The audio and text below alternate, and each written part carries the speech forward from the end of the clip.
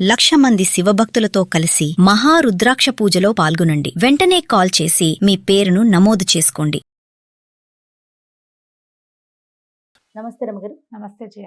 రమగారు, ఏదైనా పెద్ద కథ ఒకటి చెప్పుకుందామండి. చందమామలో కథ చెప్తాం. గర్భశత్రువుల కథ.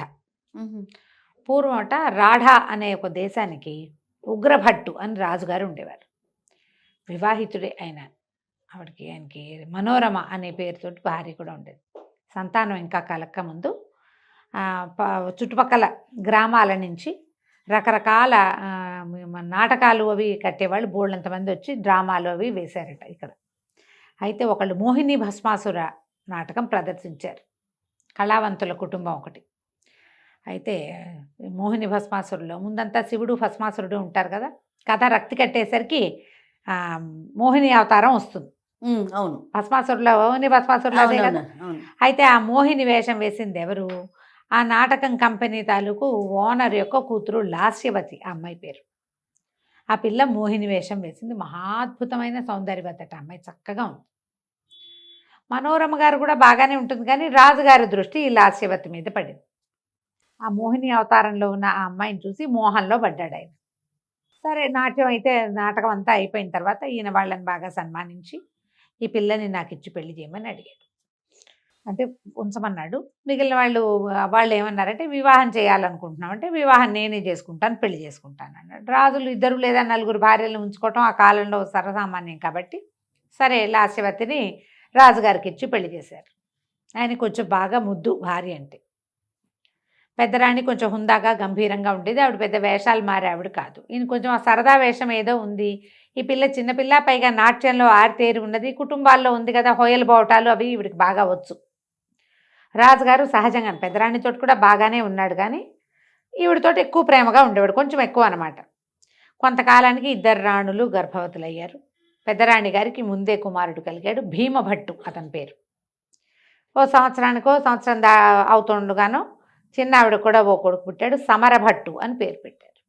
భీమభట్టు సహజంగానే పేరుకు తగినట్టుగా మంచి పర్సనాలిటీ, మంచి గట్టి సరైన ప్రవర్తన అవి కలిగిన వాడు. సమరభట్టు తల్లిది సామాన్యంగా పాఠక జనపు పద్ధతి, క్లాస్ మెయింటైన్ చేయటం రాదు, కానీ తనకన్నీ కావాలని ఉంటుంది. ఇప్పుడు ఇతనేమో వీళ్ళు భార్యాభర్త, అమ్మా నాన్న ఇద్దరు రాజు రాణి. ఆవిడ కూడా పెద్ద దేశానికి చెందిన రాజుగారి పెద్ద కుమార్తె. వాళ్ళకి కుటుంబంలో సహజంగా ఉండే ఒక ఏమంటారు రాచరికపు ధోరణి భీమభట్టులో ఉండేది. సమరభట్టులో అది లేదు. ఉండుండి లేకిగా ప్రవర్తించేవాడు. తల్లి దగ్గర కూడా ఆ లేకి తన ముందు కొంత ఉందా లేదా ఆవిడ దగ్గర. అయితే వీళ్ళిద్దరూ రకరకాలుగా జరుగుతుండేది. ఆ సమరభట్టుకి ఏమనిపించేది, మా నాయన మా అమ్మని చాలా ప్రేమించి పెళ్లి చేసుకున్నాడు కాబట్టి నాకే రాజ్యం రావాలి, నాకే ఇక్కడంతా నడవాలి, అలాంటి భావాలు ఉండేవి. వీళ్ళిద్దరిని ఆటలకి పాటలకి ఎంత దూరంగా తల్లులు ఉంచడానికి ట్రై చేసినా కుదిరేది కాదు. కలిసిపోయేవారా? కలిసి ఒక చోట, పిల్లలిద్దరికి చదువు ఒక చోట, విద్యా గురువులు ఒకే చోట ఉండేవాళ్ళు.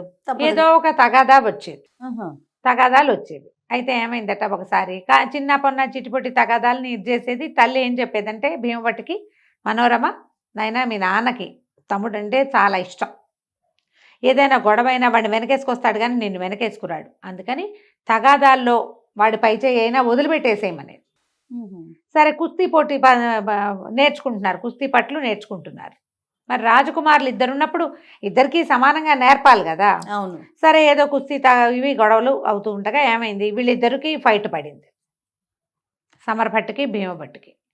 అందులో కుస్తీలో కొన్ని ఖచ్చితమైన నియమాలు ఉంటాయి. మెడ మీద కొట్టటాలు అలాంటివి చేయకూడదు, కొన్ని చోట్ల కొట్టకూడదు, కాళ్ళ నడువు కింద కొట్టకూడదు, తనకూడదు, మెడ పట్టుకోకూడదు, మెడ మీద పట్టుకున్నా కొట్టకూడదు.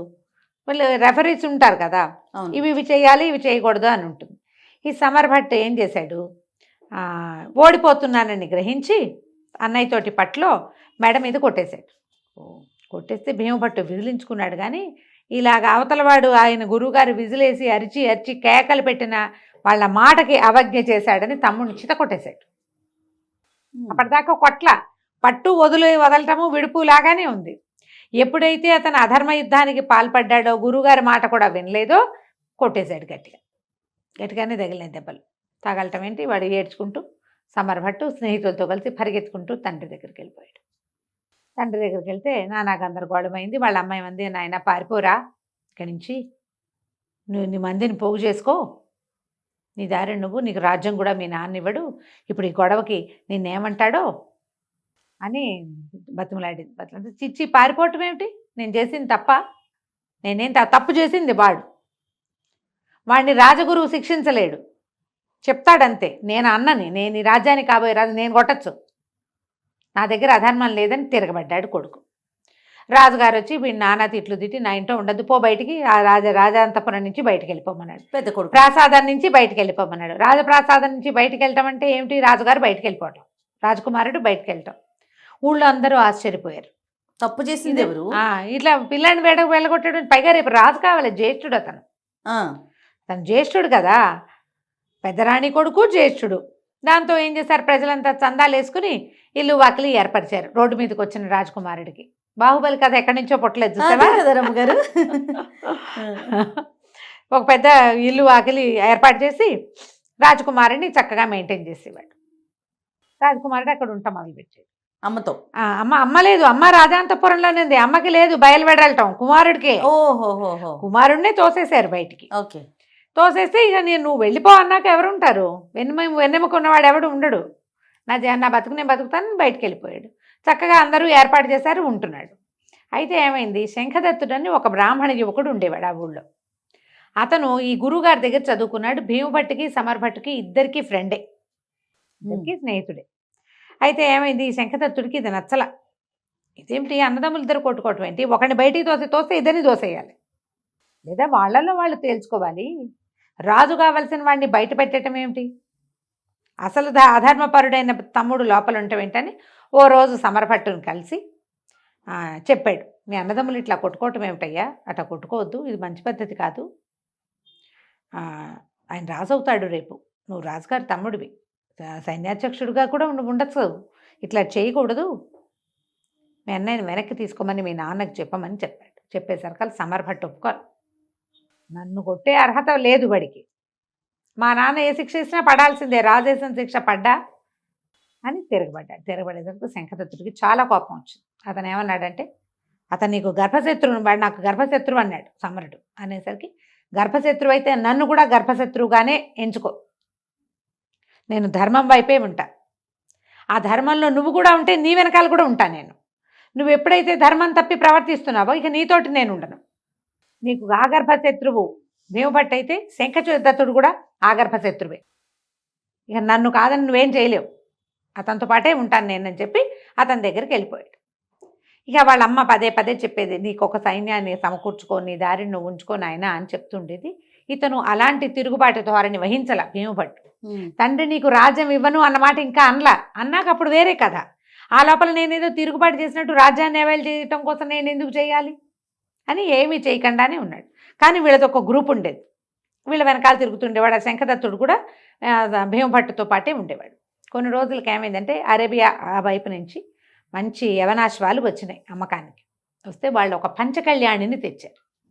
పంచకళ్యాణి అంటే ప్రత్యేకమైన లక్షణాలు ఉన్న గుర్రం, చాలా ప్రత్యేకంగా ఉంటుంది, మామూలు గుర్రాలు కూడా అది కింగ్లాగా కనపడుతుంది అన్నమాట. అయితే ఈ గుర్రాన్ని భీమభట్టు కొనుక్కున్నాడు. బేరం అయిపోయాక డబ్బులు తెప్పించడానికి కబురు చేశారు. ఇంటికి వెళ్ళి వీళ్ళ భవనం ఉందిగా, సో కొంత భయానా ఇచ్చారు. ఇంతలో ఏమైంది, ఇట్లా గుర్రాలు వచ్చాయని తెలిసి సమరభట్టు అతని స్నేహితులు కూడా వచ్చారు. రాగానే ఈ పంచకళ్యాణి అతని దృష్టిని ఆకర్షించి ఈ గుర్రాన్ని నాకేమని అడిగాడు. లేదంటే బేరం అయిపోయింది, ఈ పెద్ద యువరాజుకి బేరం చేసాం, భయానా తీసుకున్నాం, తత్మా సొమ్ము చెల్లించడానికి మనిషి లేడు, ఇవ్వనన్నాడు వ్యాపారస్తుడు. అనేసరికి ఇతను ఒప్పుకోలే. ఎందుకు ఇవ్వవు, వీడేమో బహిష్కారం పొందినవాడు, నేను రాజుగారి ముద్దులు కొడుకుని, నాకు కావాల్సిందే, రాజు అడిగితే కాదంటావా అని తిరగబడ్డాడు. తిరగబడేసరికల్లా ఇక దొమ్మి మొదలైంది. భీమభట్టు అతని అనుచరులు, శంఖదత్తుడు కూడా ఉన్నాడు, సమరదత్తుడు అతని ఫ్రెండ్స్, అందులో కొంతమంది ఏమో రాజ సైనికులు కూడా. దొమ్మి మొదలయ్యేసరికల్లా వీళ్ళిద్దరూ చాలా గట్టివాళ్ళు, భీమభట్టును శంఖదత్తుడు పారిపోయారు. మిగిలిన వాళ్ళు ఇతను దొరికేశాడు, సమరభట్టు దొరికేశాడు. రాజుగారి చిన్న కుమారుడు శంఖదత్తుడికి దొరికితే పీక ఉత్తరిచ్చేసేవాడే కత్తి పెట్టి. కానీ భీమభట్టు అన్నాడు, వద్దు వద్దు, మా నాయన ఏం కావాలి, ఎంతో ముద్దుగా పెంచుకున్నాడు, నన్నేమో బయటికి దోసాడు, వీడికి చచ్చిపోయాడు అనుకో, మా నాన్న ఏమవుతాడు, వదిలేసేయి, వాడికే బుద్ధి వస్తుంది అని చెప్పి వదిలిచ్చేసాడు. వదిలిపెట్టేసి వీళ్ళు గుర్రం తీసుకుని ఇంటికి వెళ్ళేసరికల్లా ఈ సమరదత్తుడు తండ్రి దగ్గరికి వెళ్ళిపోయి, నేను కొనుక్కున్న పంచకళ్యాణిని భీముడు లాగేసుకున్నాడు, నన్ను కొట్టి తరిమేశాడు అని తండ్రికి చెప్పాడు. ఎప్పుడైతే అక్కడికి కబురెళ్ళి రాజుగారు ఉద్రేకపడి లాస్యవతి ఇంకేముంది నా కొడుకుని చంపేసేలాగా ఉన్నాడు, మెడ పట్టుకున్నారు, దెబ్బలు తగిలినాయి ఇతనికి, ఆ సమరభట్టుకి దెబ్బలు తగిలినాయి. మెడని గట్టిగా పట్టుకుంటే మెడ నలిగి కనపడదు, నా పీక పట్టుకున్నాడు, పట్టుకున్నవాడు శంఖదత్తుడైతే భీముడే పట్టుకున్నాడని చెప్పాడు. ఎట్లాగైనా వాడి పీడ విరగడి చేసేసుకోవాలంటే అక్కడి నుంచి లాస్యవతి గోలు పెట్టి ఏడ్చింది, నా కొడుకుని చంపేసేలాగా ఉన్నాడు, రాజ్యానికి పోటీ వస్తున్నాడని, నీ పెద్ద కొడుకు చంపేస్తాడు, నన్ను మా ఇంటికి పంపించేసి నా కొడుకుని మా అన్న వాళ్ళు రక్షిస్తారు అని కేకలు పెట్టేసరికల్లా రాజుగారు మహా ఉద్రేకం పడిపోయాడు. ఇక ఇతనికి మరణశిక్ష విధించే సమయం వచ్చేసింది. అక్కడ ఎప్పుడైతే ఈ తగాదా, ఈ మాటలు అరుపులు రాగానే దాసీలు కొంతమంది పరిగెత్తుకుంటూ వచ్చి పెద్దరాణి గారి అంతఃపురానికి అందించారు. పెద్దబ్బాయి ప్రాణాలు ప్రమాదంలో ఉన్నాయి, ఇట్లా ఇట్లా జరుగుతుందనగానే ఈవిడేం చేసింది, గబగబా ఒక పెద్ద కుండలో బోళ్ళని రత్నాలు అన్నీ పోసి, ఆ రత్నాలన్నీ ఒక బ్రాహ్మడి చేతికి అప్పచెప్పి, నాయన భీముడిని పారిపోమను, ఈ వజ్రాలు ఈ రత్నాలు ఉన్న కుండని తీసుకుని వెళ్ళిపోమను, ఇప్పట్లో రావద్దు, మా పుట్టింటికి చేరమని చెప్పి ఆ కుండ ఇచ్చి పంపించి, రాజుగారు అన్నీ తెమిల్చుకుని వాడిని ఓదార్చి వీడిని ఓదార్చి వాడికి వైద్యం చేయించి వచ్చేసరికి భీముడు గాయపడిపోయాడు, వెళ్ళిపోయాడు. ఇక తల్లి భయపడుతోంది, ఇప్పుడు ప్రాణాల మీదకి వస్తుంది, వచ్చింది దాసదాసి గణం అంతా చెప్పేస్తారు కదా, పైగా అంతఃపురాల విషయాలు బయటికి చాలా సులువుగా పొక్కేస్తాయి. సరే భీమదత్తుడు మా శంఖదత్తుడు ఇద్దరు కలిసి, భీమభట్టు శంఖదత్తుడు ఇద్దరు కలిసి బయలుదేరి వెళ్ళిపోయారు. పంచకళ్యాణి వేసుకుని ఒకటి, రెండో గుర్రం ఇంకో గుర్రం వేసుకుని పారిపోయారు. శంఖదత్తుడు ఈ వ్యవహారంలో ఉన్నాడో లేదో వాళ్ళకి తెలియదు, కానీ అతనికి తోడు ఉండాలి, అతనితో ఉందామనుకున్నాడు కదా. ఇక వెళ్ళి వెళ్ళి వెళ్ళి వెళ్ళి ఎక్కడికో అడవులు దాటి పరిగెత్తేశారు. పెద్ద కుండ, ఆ కుండను పట్టుకుని ఇంకా ఏమీ లేదు వాళ్ళ దగ్గర.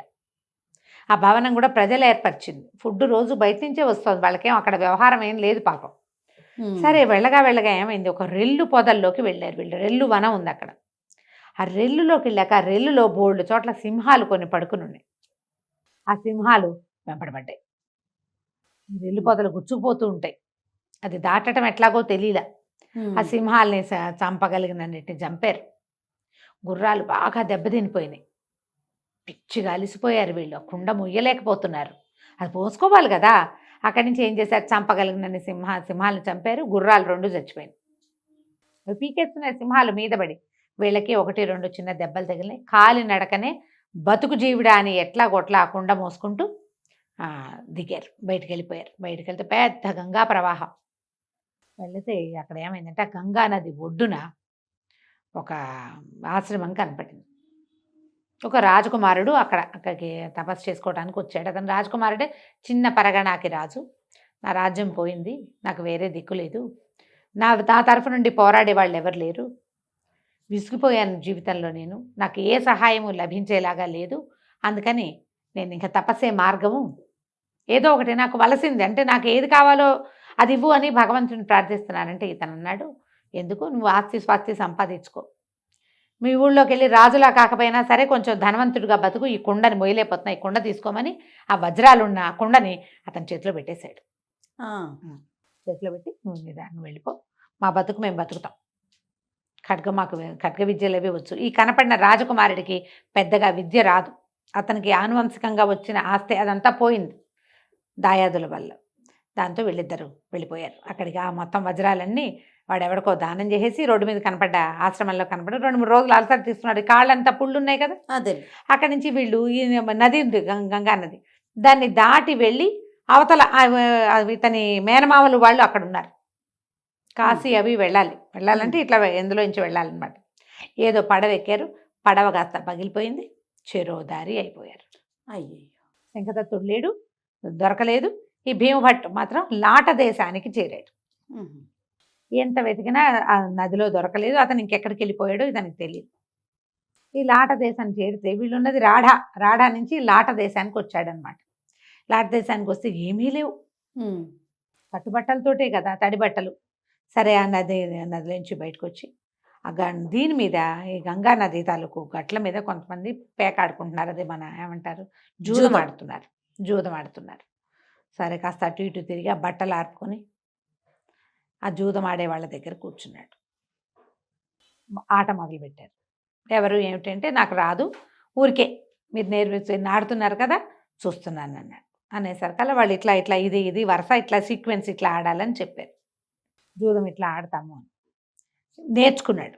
కాసేపు కూర్చొని తర్వాత ఆడడం మొదలుపెట్టేసరికల్లా ఇతను గెలిచాడు. భీమభట్టు ఇతను ఎందుకంటే చిన్నతనం నుంచి మంచి ప్రాక్టీస్ ఉన్నవాడు, బ్రెయిన్ యాక్టివ్గా ఉంది. అందులో రాకుమారుడు గెలిచేసరికల్లా వాళ్ళు డబ్బులన్నీ తీసిచ్చారు. అరే భలే గెలిచావు, 4వ ఆటకే గెలిచేసావని డబ్బులు ఇచ్చేసరికల్లా డబ్బొద్దు నాకు ఎవ్వరూ తోడులేరు, నేను ఒక్కడనే ఉన్నాను, వచ్చే దారిలో మిత్రుడిని కూడా పోగొట్టుకున్నాను, ఫలానా దేశపు రాజకుమారుడిని, మిత్రులు కావాలి నాకు, కేవలం మిత్రభావంతో ఆడాను కానీ డబ్బు నాకు వద్దన్నారు. వాళ్ళు సంతోషించారు. జూదంలో వచ్చిన రూపాయి కూడా జూతగాళ్ళు ఎవరు వదిలిపెట్టరు. అంతే కదా, పావలా వచ్చినా సరే ఉచితార్థం వచ్చిందని ఎవడు వదులుతాడు? వాళ్ళు ఆశ్చర్యపోయారు. రాజు అంటే వీడు కదా, అట్లాంటి వాడు ఎక్కడున్నా రాజే. అంతే, తనకి ఏది లేదు, రాజ్యం లేదు, తండ్రి దగ్గర నుంచి బయటకు వచ్చేసాడు, తన దగ్గర ఉన్నది ఇంత బంగారు ఇది ఏమంటారు వజ్రాలు ఉన్న కొంటుంటే సింపుల్గా దానం చేసేసాడు. ఇంకోడైతే చేయగలడా? అది ఆశ్చర్యపోయారు వాళ్ళు. ఆశ్చర్యపోయి తమతో పాటు అట్టు పెట్టుకున్నారు. అతనికో ఇల్లు వాకిలి ఏర్పరిచారు, పెద్ద పెద్ద పరిచయాలు ఏర్పరిచారు, బాగా కలిసి ఉండేవాళ్ళు అనమాట. అయితే ఏమైంది, లాట రాజ్యంలో అక్కడ ఏంటంటే ఆ రాజ్యపు పద్ధతులు కొంచెం డిఫరెంట్ అనమాట. ఒక పెద్ద ఇది జరిగింది, ఏమంటారు మన జాతర లాంటిది జరిగింది. జాతర లాంటిది జరిగితే ఇతనికి చక్కగా మంచి రాజోచితమైన బట్టలు అవి ఇచ్చారు వాళ్ళు. వాళ్ళతో పాటు ఉన్నాడు కదా, ఆ జాతర చూడ్డానికి వెళ్ళాడు. జాతరలో లాట దేశపు యువరాణి కనపడింది. అమ్మాయి మంచి పర్సనాలిటీ, చాలా అందగత్తె. ఇతను ఆ అమ్మాయిని చూసి మనసు పడ్డాడు, ఈ భీమభట్టు. దాంతో వీళ్ళు ఏం చేశారు, నువ్వు రాజకుమారుడివి, నువ్వు వెళ్ళి మీ పిల్లని నాకు ఇవ్వండి అని అడగచ్చు అని చెప్పి పెద్ద పెద్ద పరిచయాలు ఉన్నాయి వాళ్ళకి. జూదగాళ్ళకి వాళ్ళకి పరిచయాలు పెద్దవి ఉంటాయి, నేలబారు జూదాలు కాదు అవి. అదేలేండి. వాళ్ళు ఏం చేశారు, తమకు పరిచయం ఉన్న ఒక సైన్యాధిపతి ఒక మంత్రి గారి ద్వారా రాజుగారి దగ్గరికి మన భీమభట్టుని ప్రవేశపెట్టారు. అతని ప్రవర్తన, హుందాగా మాట్లాడే తీరు అవి చూసి ఎవరు ఏమిటి కనుక్కొని రాఢాదేశపు యువరాజని, ఇతనే పెద్దవాడని కనుక్కుంటారు. వాళ్ళకి తెలుస్తాయి అన్నీ. కనుక్కుని ఏ పని మీద వచ్చారు ఏమిటంటే, ఏదో దీనికి వచ్చాను, ఎప్పటికో వెనక్కి వెళ్తాను, మీ అమ్మాయిని ఇస్తే పెళ్లి చేసుకుంటానన్నాడు. ఆయన తను రాజకుమారుడేనని రూఢి చేసుకుని పిల్లనిచ్చి పెళ్లి చేసేసాడు. పెళ్ళి అయిపోయింది. ఇప్పుడు అదృష్టవంతుడిని చెడగొట్టేవాడు లేడు. అంతే కదా, వివాహం అయిపోయింది. వివాహం అయ్యేసరికల్లా ఏముంది, ఇంకా చక్కగా ఎక్కిపోయాడు రాజ్యానికి. రాజు అయిపోయాడు. లాట దేశానికి రాజుగారికి ఇద్దరే కూతుళ్ళు, ఇద్దరే ఆడపిల్లలు. ఆటోమేటిక్గా పెద్ద కుమార్తె భర్త రాజు అవుతాడు. రెండో అమ్మాయి పెళ్లి చేయాలి అతను. అయితే ఈ రాకుమార్తె వివాహ సమయంలో ప్రచారం జరిగింది, ఎక్కడి నుంచో వచ్చి ఒంటరిగా వచ్చిన రాకుమారుడికి ఇచ్చి పెళ్లి చేస్తున్నారని. మరి ఊరంతా చెప్పుకుంటారు కదా. ఈ గంగానదిలో పడి ఎలాగో ఈ లాట దేశంలో ఒక కొస భాగానికి చేరిన శంఖదత్తుడు ఈ విషయం విని ఖచ్చితంగా అతను తన స్నేహితుడే అయ్యి ఉంటాడని అతన్ని వెతుక్కుంటూ వచ్చాడు. శంఖదత్తుడు కూడా జీవించే ఉన్నాడు. సరే, తన స్నేహితుడిని తన దగ్గర చేర్చుకున్నాడు. ఇద్దరు అమ్మాయిల్లో పెద్ద అమ్మాయికి భర్త అయ్యాడు కాబట్టి రెండో అమ్మాయిని రాజుగా ఉండి ఏం చేశాడు, ఈ లోపల వీళ్ళకి కొంతకాలం గడిచేసరికి కబురు ఏమొచ్చింది, రాఢాదేశపు రాజుగారు అయినటువంటి ఉగ్రభట్టు మరణించాడని. పెద్ద అబ్బాయి లేడు కాబట్టి చిన్న అబ్బాయి రాజు అయిపోయాడు, సమరభట్టు రాజు అయిపోయాడు. రాజు అవగానే ఈయన ఉత్తరం రాశాడు అనమాట, ఇతను భీమభట్టు ఉత్తరం రాశాడు. ఓ సమరభట్టు, నువ్వు రాజ్యాధికారి అయ్యే అర్హత లేదు నీకు, నువ్వు రెండో భార్య కుమారుడివి, పట్టపురాణి కుమారుణ్ణైన నేను బ్రతికే ఉన్నాను, అది ఆ రాజ్యం నాది, రాజ్యం ఇస్తావా యుద్ధం చేస్తావా అని. సమరభట్టు తిక్కవాడు, అన్నయ్య బలం తెలుసు వాడికి, అయినా కూడా యుద్ధానికే సిద్ధపడ్డాడు. దాంతో ఇతను వచ్చాడు యుద్ధానికి. వస్తే ఇతను ఒక రత్నాల కొండ ఒకడికి దానం చేశాడు చూడు, అతను ఆ ప్రయాణపు మధ్యలో ఉన్నటువంటి పరగణాలకి రాజయ్యాడు. రాజయ్యి అతను కూడా కొంత సైన్యాన్ని సమీకరించి ఇచ్చాడు వీళ్ళకి. ఈ ఒక పెద్ద సైన్యం, ఒక చిన్న సైన్యం వచ్చినాయి. ఈ రెండు సైన్యాలతోటి భీమభట్టు శంఖదత్తుడితో సహా వచ్చి దీని మీద పడ్డాడు, రాఢా మీద. యుద్ధంలో సమరభట్టు భీమభట్టు కాల్బంట్లలాగా కొట్టుకున్నారని రాస్తారు కథలో. గుర్రాలు దిగేసి కత్తులు చేసి యుద్ధం చేస్తే సమరభట్టు భీముడికి దొరికేశాడు. దొరికేస్తే భీమభట్ట అతన్ని చంపలేచి, పిరికి పంద వినువు, నీకు సొంతంగా ప్రతాపం లేదు, వీళ్ళందరినీ చంపడానికి యుద్ధానికి వచ్చావు, ఇంతమంది చచ్చిపోయారు నీ వల్ల, ఇప్పుడు నిన్ను చంపేస్తే తండ్రి ఎటాಗೂ లేడు. మీ అమ్మ నిన్ను గారాబంగా పెంచుకుంది, నీ శక్తి తెలియక పెంచింది. గొప్ప నువ్వే రాజు అవుతావు, మీ నాన్నకి నేనంటే ఇష్టం కాబట్టి ఇలాంటి పిచ్చి మాటలు చెప్పి ఆవిడేమవుతుంది, పో ప్రాణాలు దక్కించుకుని మీ అమ్మని తీసుకుని ఎక్కడికైనా భిక్ష పెట్టాడు, వెళ్ళిపోమని ప్రాణభిక్ష. వదిలేసాడు. ఉమ్. వదిలేస్తే ఇంకా అక్కడ ఉండలేక లాస్యవతి కుమారుడితో కలిసి తన అన్నదమ్ములు ఉన్నటువంటి అదేదో పల్లెటూరికి కుమారుడిని తీసుకుని వెళ్ళిపోయింది. వాళ్ళంతా శక్తియుక్తులు ఉన్న వాళ్ళు కాదు. రాఢా దేశాన్ని మళ్ళీ చేజిక్కించుకున్న భీమభట్టు తన స్నేహితుడైన శంఖదత్తుడికి ఎంతో పెద్ద సన్మానం చేశాడు. తనకప్పుడు సహాయం చేసిన వాళ్ళందరికీ జాగీర్లు ఇచ్చాడు. తను పారిపోయేటప్పుడు సహాయం చేసిన వాళ్ళందరికీ సన్మానాలు చేసి తన మరదల్ని శంఖదత్తుడికి ఇచ్చి వివాహం చేసి అతనికి లాట దేశాన్ని కానుకగా ఇచ్చాడు. అబ్బా. తన రాఢాలో తను ఉండిపోయి లాట దేశానికి శంఖదత్తుడిని రాజును చేశాడు. ధర్మం పక్షాన నిలబడ్డ వాడికి ఎప్పుడూ జయం మంచి కలుగుతుంది. జరుగుతుంది. ఇతను కొట్టాడు కానీ తమ్ముడి అడ్డు తొలగించుకోవాలని ఒక్కసారి కూడా ప్రయత్నం చేయలేదు. సీరియస్గా మొదటిసారి ప్రయత్నం చేసినా వీడి అడ్డు మొదటే తొలగిపోయాడు. ఆ. తండ్రి ఏం చేయగలిగేవాడు కాదు, కానీ అతను ఎప్పుడూ ధర్మాన్ని తప్పలేదు. వాడు ఎప్పుడూ జయిస్తూనే ఉంటాడు. ఆ విధంగా భీమభట్టు మళ్ళీ తన సొంత రాజ్యమైన రాఢాన్ని చేజిక్కించుకున్నాడు. కథ కంచికి మనం ఇంటికి. సూపర్. నమస్తే రమగారు. నమస్తే.